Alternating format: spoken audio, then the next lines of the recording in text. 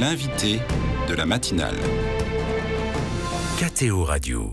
L'invité en ce début de semaine, c'est Tuc Duhalderville, porte-parole d'Alliance Vita. Bonjour. Bonjour.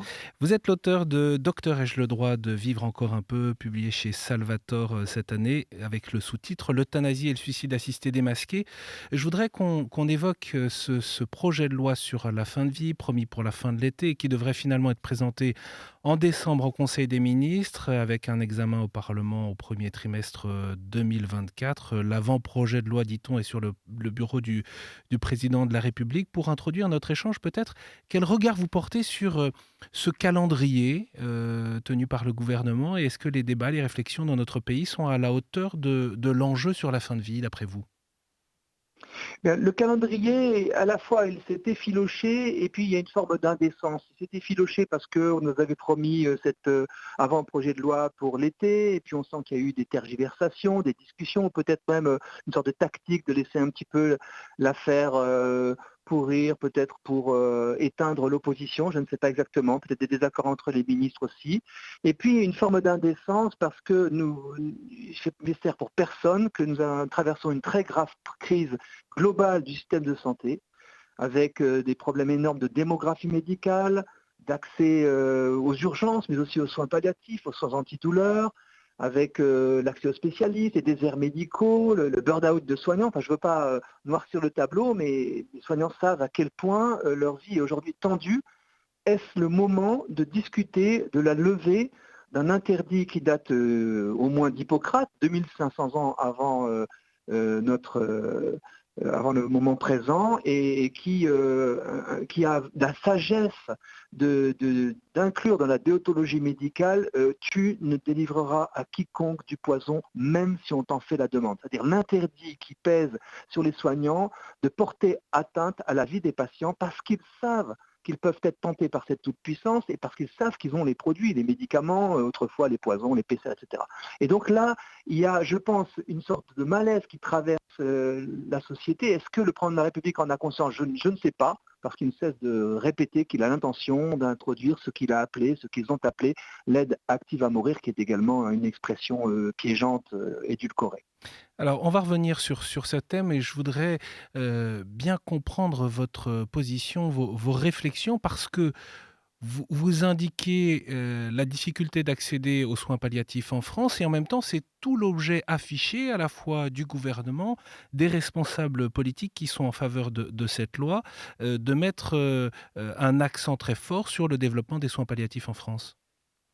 Oui, c'est d'ailleurs ce qu'a le Comité consultatif national d'éthique dans son avis numéro 139 qui a été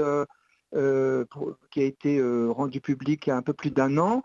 Et il a cette espèce de formule paradoxale de vouloir à la fois le développement des soins palliatifs et de consentir au basculement vers essentiellement pour son compte le suicide assisté et accessoirement l'euthanasie.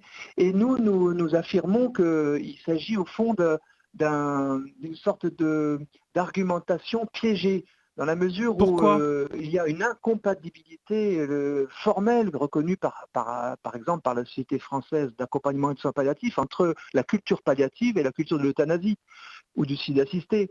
Dans le premier cas, on prend soin de la personne en reconnaissant sa pleine dignité jusqu'au terme naturel de sa vie, en la soulageant de ses souffrances physiques, morales, en accompagnant ses proches. Donc là, il y a vraiment une vision qui reconnaît le caractère précieux de la vie d'une personne jusqu'à ses derniers moments.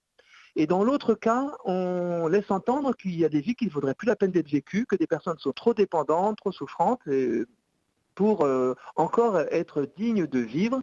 Et en fait, on le remarque dans les pays qui ont déjà basculé vers l'euthanasie ou le suicide, à partir du moment où c'est cette culture qui s'instaure, la culture palliative régresse, se dénature et régresse. Parce que, selon l'adage, la mauvaise monnaie chasse la bonne. Alors vous avez raison de noter qu'effectivement, on ne cesse de brandir la promesse des soins palliatifs. Cependant, nous notons qu'une loi de 1999 a déjà instauré un droit d'accès à des soins palliatifs de qualité pour toute personne.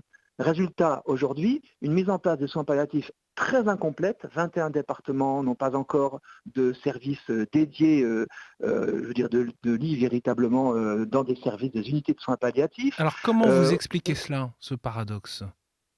Et le fait au même que la fond, loi ne soit pas appliquée, au fond. Il y a des Oui. raisons Et au fond, idéologiques, des raisons économiques? je pense qu'il y a effectivement des raisons économiques qui nous font un peu trembler, parce qu'on s'aperçoit qu'il est bien sûr plus facile économiquement de promouvoir l'euthanasie que de développer des soins palliatifs. Il y a aussi une forme de, je dirais, d'hypocrisie à sans cesse prétendre qu'on va les développer et sans y mettre véritablement les moyens.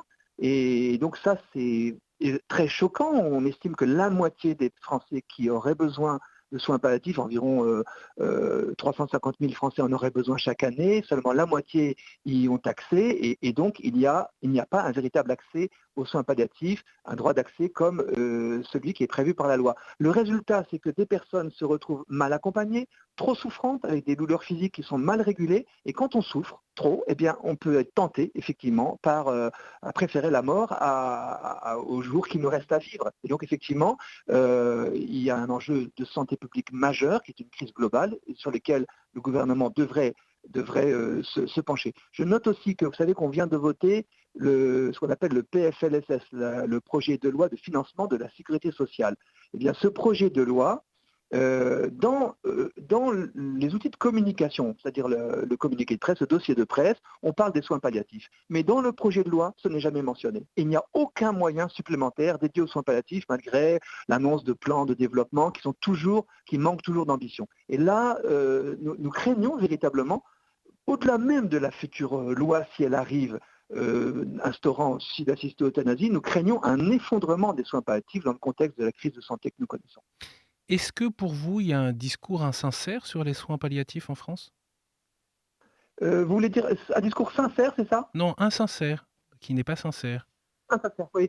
Je pense qu'effectivement, il y a une instrumentalisation des soins palliatifs par ceux qui veulent promouvoir l'euthanasie. Alors, les militants de l'euthanasie, ceux qui estiment qu'il est temps de donner aux personnes le droit de provoquer leur mort, de la demander, de l'obtenir par des soignants, ceux-là, depuis des années, ont un discours ambigu sur les soins palliatifs. Parfois, ils les traitent de mouroirs. Alors, vraiment, je ne sais pas l'effet que nous pouvons avoir, l'image que nous avons des soins palliatifs. Je peux dire qu'à titre personnel, ayant pas mal fréquenté ces services, j'ai été émerveillé par la densité de vie de ceux qui s'expérimentent dans ces lieux, les relations familiales, les relations avec les soignants, l'apaisement des douleurs et des souffrances, l'accompagnement. Il y a vraiment des moments extraordinairement précieux qui sont vécus dans ces lieux, et vraiment on peut que souhaiter que les Français connaissent véritablement ces lieux, que les soignants soient compris dans ce qu'ils font.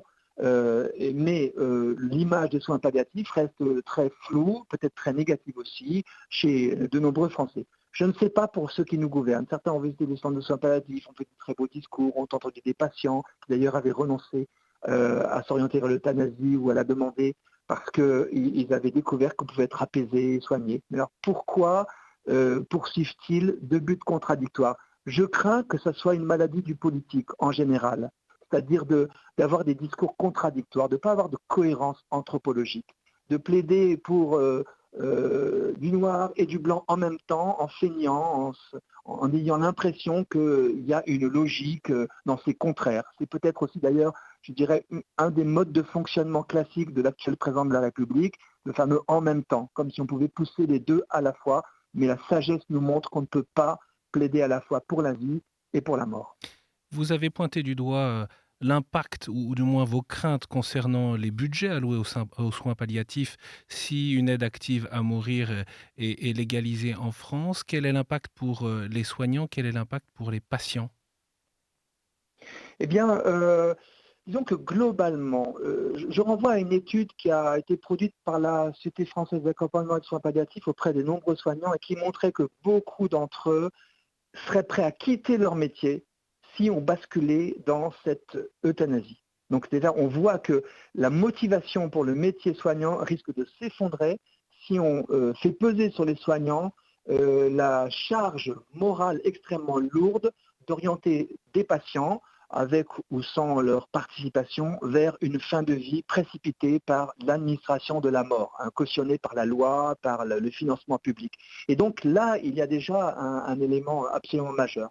Ensuite, ce que nous craignons, c'est que, comme on le voit en Belgique, comme on le voit au Canada, surtout désormais, la culture de l'euthanasie s'impose comme une forme d'auto-exclusion. C'est-à-dire que les patients C'est arrivé au Canada qu'un patient porteur de handicap s'entende dire par le directeur de la structure de santé dans laquelle il était: Monsieur, je vous propose l'AMM. C'est en sigle canadien, l'aide médicale à mourir. Le patient de dire: je demande des soins appropriés. Ah non, mais je ne peux rien vous proposer d'autre que l'AMM. Au Canada, des centres de soins palliatifs ont dû fermer parce qu'ils ne voulaient pas qu'on pratique l'euthanasie dans leurs murs et leurs subventions ont été coupées.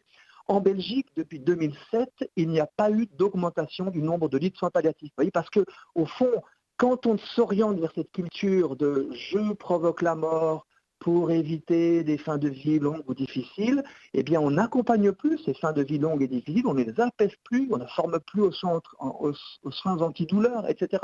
Il y a ce risque d'un effondrement de la qualité et également une confusion quant aux soins palliatifs. Leur définition devient floue.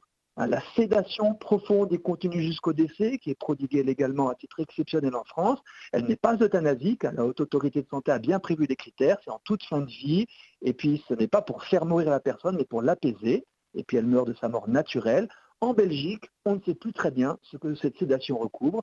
Ça peut provoquer la mort, on surdose, etc. Et on mélange euthanasie et soins palliatifs. Et en même temps, ça rejoint un peu peut-être la confusion de beaucoup dans l'inquiétude, l'angoisse qu'ils peuvent avoir de leurs derniers instants. Il y a ceux qui sont malades, il y a ceux qui ne le sont pas, mais qui pensent au moment où ils pourraient être malades ou dans des situations difficiles au dernier moment de leur vie.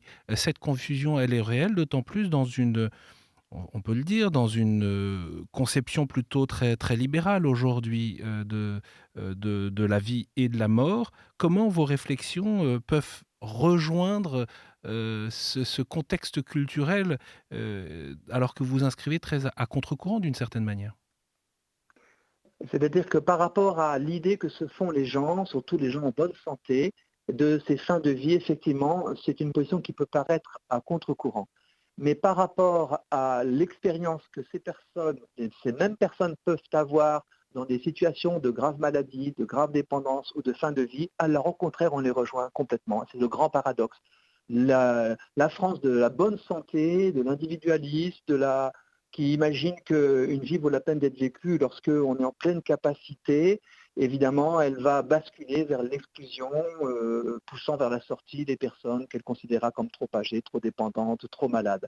Mais quand une personne en bonne santé devient malade, nous découvrons souvent avec émerveillement combien elle garde de ressources de vie, combien elle garde de force pour vivre ce qu'elle avait et combien elle s'attache à la vie qu'elle a malgré les dépendances, les difficultés. Surtout, bien sûr, si elle est bien accompagnée, si les regards posés sur elle lui donnent une place au cœur de la société. Et donc, nous demandons, nous, ce réalisme, d'aller voir ce qui se passe vraiment sur le terrain. Et nombre de personnes qui étaient des militants de l'euthanasie, arrivées dans des situations de dépendance, ont découvert que non seulement elles pouvaient trouver des raisons de vivre dans ces moments, mais également que leur vie acquérait mystérieusement une densité assez extraordinaire. Parce que dans la grande vulnérabilité, les relations sont plus vraies, parce qu'on retrouve ses proches, parce qu'on règle des situations, des questions qu'on n'avait pas réglées avant. On a envie de se dire pardon, on a envie de se dire qu'on s'aime, on a envie de léguer quelque chose et aussi de recevoir de ses proches quelque chose.